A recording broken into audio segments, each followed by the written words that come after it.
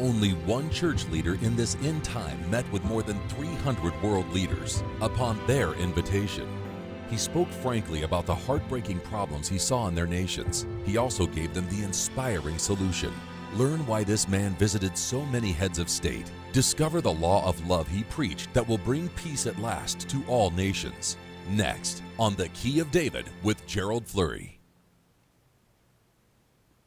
Greetings, everyone. There are three major weapons of mass destruction on this earth, and they are three weapons of mass destruction that can destroy all life on this planet. Our number one problem is that of human survival. And yet, when you look at science today, for example, well, they can't solve our problems. And we see that government can't solve our problems. Education isn't able to. Religions are not able to. So what is the solution to all this? Well, if you talk to scientists today, they will tell you that man's only real hope is to have a super government to rule the world. And then at the same time, they'll tell you that that is impossible, that it simply can't be done. Now, I know world leaders, when you talk to them, they don't really understand the cause of the world's evils, but I know of a man who did go to all of these world leaders at the time and told them the cause of all of these catastrophic problems in this world. He talked to them about that, and he told them how they would be solved, and proved it to them as well. Now, that man was Herbert W. Armstrong, and he died in 1986, and on about, I'd say, the last 18 years of his life.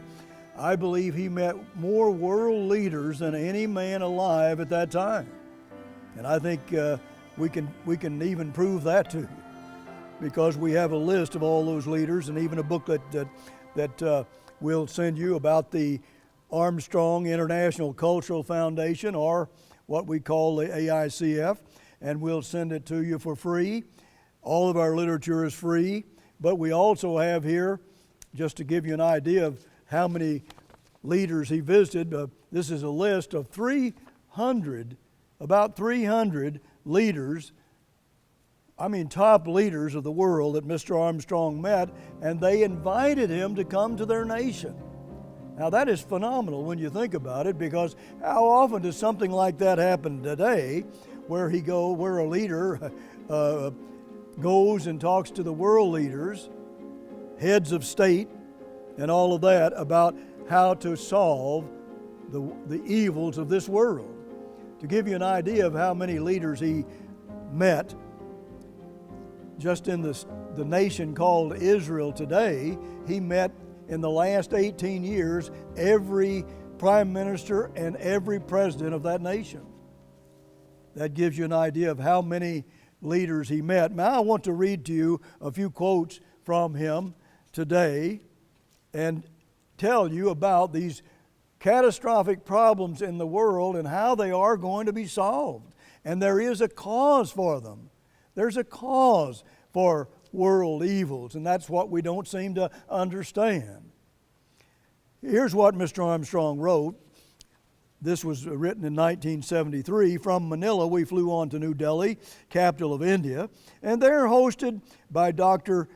Nagendra Singh, former executive secretary to President V.V. Giri, whom Mr. Armstrong had visited at least twice, and now judge of the World Court at The Hague, was another similar banquet.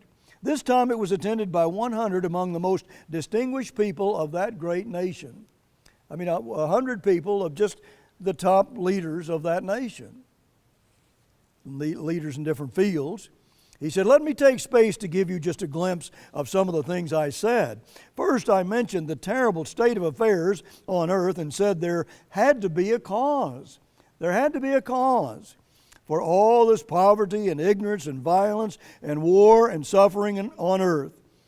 Then how I had proved the existence of the living God, creator of the people of India and all humanity, and how the living God had revealed to me the cause of all the world's terrible evils and the suffering of humanity.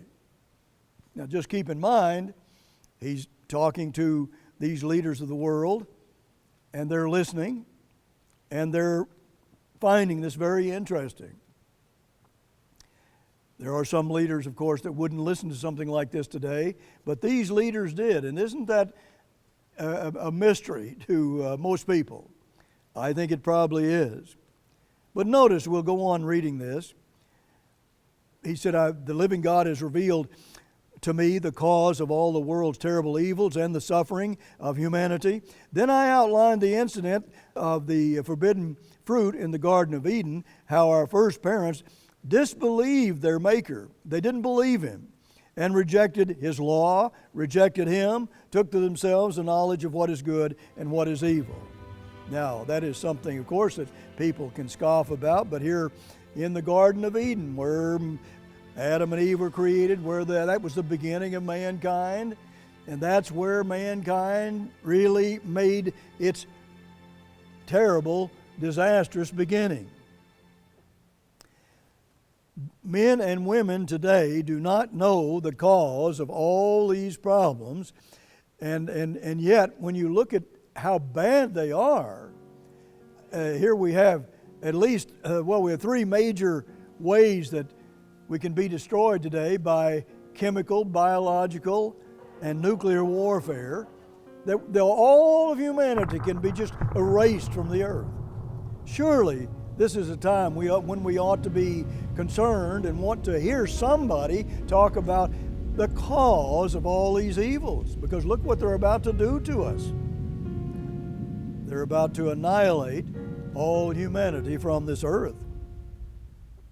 But I want to go on to one of other of Mr. Armstrong's statements that were just, I think, truly profound, and I hope you'll take note of it, because it is indeed one of the greatest statements that could be made about this subject. This is a quote from Mr. Armstrong, and one of the most important ones that I'll give you today. He said, I explained how God's invisible spiritual law, the law of love, the Ten Commandments, was set in motion to cause peace, happiness, abundant well-being. But because man rebelled and has lived the selfish way of vanity, lust and greed, envy, jealousy, competition, and strife, mankind has caused all of the world's evils. How God calls on all to repent of this self-centered way and turn to our Creator and His way of life. I spoke 40 minutes up to this point. And he spoke to some of the top leaders of this world, and they listened. Now, shouldn't we all listen to this? Because here is a man making statements that nobody else makes and actually proves that what he is saying is true. And you can certainly follow up and prove this yourself. But this invisible law, just think about it. This is an invisible law that the world doesn't see. They don't see it, and it says here that God set it in motion. In motion, if you keep that law, you'll have peace and joy and happiness. You'll have all of those wonderful qualities in your life. Now, if you look at Webster, where it talks about motion, it also says in operation. In operation. See, even though it's invisible, this law is in operation. It's in motion now. And it has been for a long, long time, even before mankind. But we're blessed or cursed, depending on whether or not we obey or disobey this invisible law. Now, that it's in full operation, and you just have to be concerned that we don't transgress this law. But look, here we are facing as our number one problem, human survival. Don't we need to hear somebody tell us something that would be the cause of all this and how we can solve it? Well, Mr. Armstrong did that to world leaders, and they did listen and even complimented him on his messages almost invariably. And I think if those world leaders can sit and listen, and the reason they did is because they know those problems he was talking about they cannot solve. They knew that, and they knew it when they listened to him. World leaders today often know that. If you were sitting in their seat and see what they see, many of those problems are just simply overwhelming. Isn't it time for us to listen to a solution, to a cause of all this? There is cause and effect. The Bible teaches that throughout. But this is God's law of love that was set in motion, and then, of course, man rebelled and began going his own selfish way of vanity and lust and greed and jealousy and competition and strife. Mankind has caused all of his problems. Mankind causes them.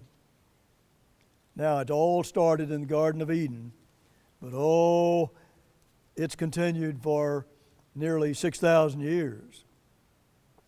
Notice what Mr. Armstrong said again about this same meeting and what he said to those people. He said, "I then said that God has allocated 6,000 years to allow mankind to go his own way, to prove that man's selfish, competitive way of strife brings only human misery, suffering, and evils." Now, how many people understand that? That God just let man go for 6,000 years. Okay, you rebel against me. I'm going to prove to you that your selfish, vain way of life is going to just fill the planet with problems. Has that happened? Throughout history, it's happened. Horrific problems that they're so bad we don't even like to discuss them. Then he went on to say, "Then I stated with all the power God gave me that I was the representative of the great God, and that I was there to warn them that the 6,000 years are just about up, and that God would very soon supernaturally intervene and send the Messiah, Christ, in supreme power and glory to set up that world-ruling government, to rule with God's government and His laws that will cause peace, happiness, and universal well-being for the next 1,000 years on earth. The nations would fight against Him, but that God will force a rebellious humanity to have peace, prosperity, and happiness. This, I said, is the message of the kingdom of God. Their ears had heard it, and they were going to be held accountable for what they do with it. I said with power that I spoke by the authority of the great Creator God." And he told those men that you're going to be held accountable for what you do with what I'm telling you. That's rather amazing. And then he went on to say and tell about all of the impressive people that were there, ambassadors representing 8 other governments, several ministers of the Prime Minister's cabinet, the new executive secretary to the president, several members of parliament, and their wives, and 3 maharajas and wives, prominent judges, lawyers, and industrialists. And here was a man talking to them about the gospel,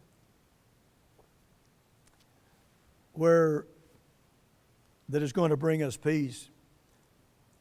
But we have to get it started and get it going, and that's the good news and the hope, because it is going to solve all the problems. The gospel is a way of life that eliminates those problems. Eliminates them from our lives, the individual lives and collective lives. It is an invisible law of love, a law of love, not a law of get, not a law of lust and greed. It's a law of love, and it causes peace and joy and happiness. See, again, how can you refute the fact that science does not understand how to solve the world's evils, nor does education or religions? They simply don't understand. And education and all of those institutions, they just don't have a solution. Now, all you have to do is just look around. Look around in this world and see what is going on, and you have to say, wow, that's right, and never have we faced such enormous problems. I mean, if you're facing human survival, then that's as serious as it gets. And you can't really refute that if you just look at what's going on around the world. I want to just try to quickly get into one specific example that Mr. Armstrong talked about, and it's a moving example. He said on last Friday, I flew to Dhaka, capital of the new country Bangladesh, formerly called East Pakistan. He goes on to say, Bangladesh is the 8th largest nation on earth in population with 75 million people. It appeared, from what little I saw of it, to be the most impoverished country I have seen. But in the early 1971, there was the war was going on between West Pakistan and East Pakistan, which became Bangladesh. And there were people, like 10 million people, flooding from East Pakistan into India, people who were half starving. Often they didn't have anything but the clothes on their back. They had nothing. No food, no money, no job. And they went into India, 10 million of them, into a country that had millions of poverty-stricken people themselves without jobs. So what is a leader to do when they are presented with a problem like that? That's what Mr. Armstrong talked about here. Many of those people had diseases, horrible diseases. How do you solve a problem like that? How do you solve it? And shouldn't we be concerned if we love mankind? This is, again, a law of love that I'm talking about. And it's God's law of love, and it's invisible, but does it ever work and produce fruits one way or the other? It does indeed.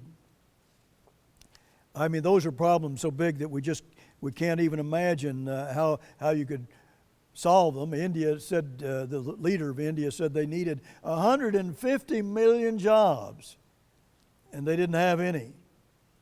Now, this does take us back to the Garden of Eden, whether men want to believe that or scoff at it or whatever. It takes us right back to the very beginning, when Adam and Eve rejected that law of love, that tree of life, and wanted to eat from the tree of the knowledge of good and evil. There's a mixture there, but look at what evil it produces. We see it today. This is the fruit of that tree of the knowledge of good and evil, or we could call it the tree of death. Oh, how much death it does produce. Anyhow, the Prime Minister, Sheikh Mujibur Rahman, had been a political prisoner jailed in West Pakistan. In January 1972, he was released in London and immediately returned to his people in the new Bangladesh. And there were just been millions of people that had been killed in that war. It was just horrific. And they destroyed East Pakistan, roads, structures of every kind, bridges. It was just something overwhelming.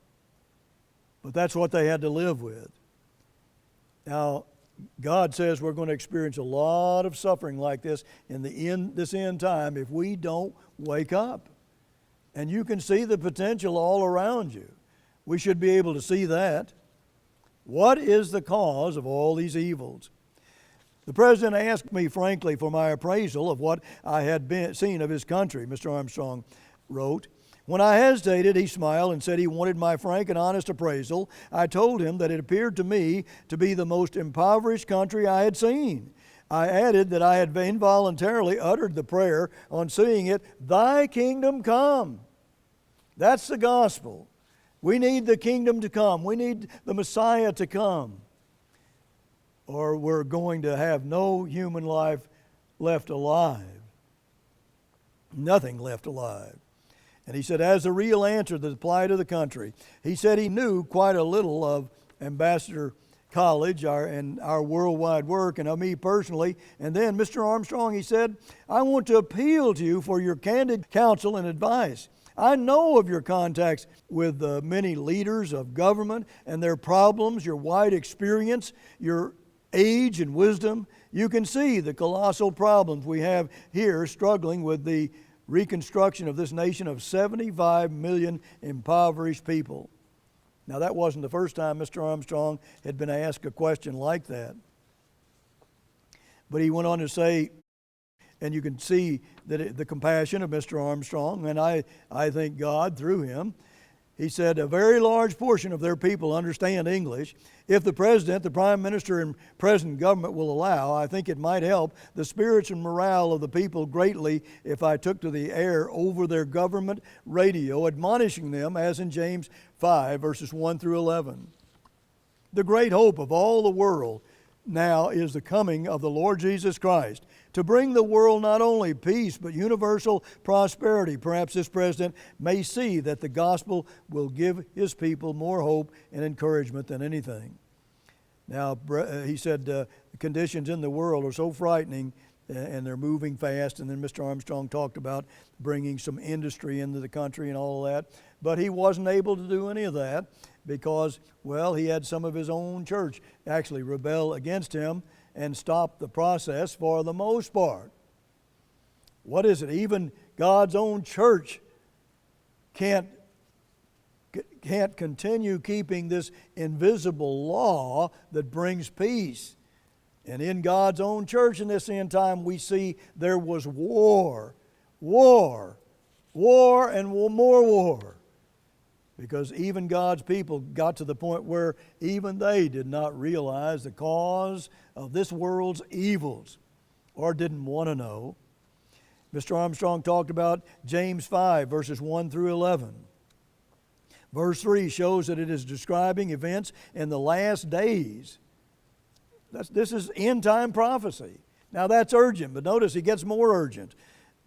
He says in verse 8, this is an urgent message to be understood when the coming of the Lord draws near. See, it's drawing near. It's very near. That's the good news. Then verse 9, when the judge stands before the door. The judge is standing right there before the door, ready to knock it down and come in and rule this world. Even look at the Lang's commentary said even this is these verses are directed to James 5 and an apostasy of God's own people. In other words, a falling away of God's own people and having a war within God's church, and then, of course, all kinds of wars around the world for, well, any number of reasons. Notice verse 1. Go to now, you rich men, weep and howl for your miseries that shall come upon you. These people that take advantage of other people in these wars or wherever it is, God says, I'm going to hold you accountable and you are going to weep and howl for your miseries or the miseries you've caused. You're going to weep and howl. It's that time in this world, a time of weeping and howling. Verse 2, your riches are corrupted and your garments have become moth-eaten. Now they see the garments refer to character. God is concerned about character. Where do you see real godly character in this world? You see, that's what Mr. Armstrong is talking about. If we're going to solve these problems, we're going to have godly character. We're going to have to choose to obey that invisible law of love, the Ten Commandments. We're going to have to choose that. We're going to have to decide to do it because that is the cause of peace and joy and happiness and prosperity and all the good things of life. It certainly is. Even the garments refers to character because the fine linen is called the righteousness of the saints. You can read that in Revelation 19 and verse 8. But you see, this is all coming in the last days. Everything is corroded and corrupt. It talks about in verse 3. And then he talks about the rich men or the selfish people. See, they don't keep the invisible law. They have the people go out in the fields and harvest, whether it's spiritual or physical, and then they fraudulently take what they create or take advantage of their work and give them virtually nothing and take it by fraud. I mean, that's just a way of life in this world. And God says it's about to stop forever. And that's what Mr. Armstrong wanted to tell the people from Bangladesh. And it was prevented primarily because of the fraud going on in his own church. and they undercut him and undermined what he was doing, just like other people in this world. And God says to those people that they too are going to weep and howl because of what's coming on this world.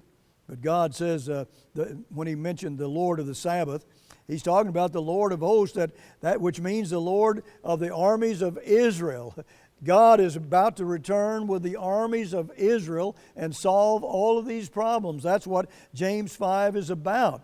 There's 7 verses where 4 times it talks about the second coming of Jesus Christ to this earth. That's what it's about. That's what it's going to take to solve all of our problems and bring us the peace and joy and happiness and love and just blessings galore from every direction forever. Until next week, this is Gerald Flurry. Goodbye, friends. Herbert W. Armstrong eloquently explained to heads of state the cause and the solution for disease, famine, poverty, joblessness, and war. He possessed insight like no other man of his time because he found answers within the pages of the Bible. Before his death in 1986, Mr. Armstrong correctly prophesied of events that took place in all corners of the globe, but he never took the credit. It was Bible prophecy that informed every forecast. Request our free booklet, He Was Right, for an insightful look back at 5 decades of accurate predictions and a glimpse at the glorious future that Mr. Armstrong always proclaimed to world leaders. General Douglas MacArthur forced the Japanese to surrender, ending World War II. But the world had already entered an age in which nuclear annihilation is a frightening possibility. MacArthur saw no nuclear deterrent in the present system of man.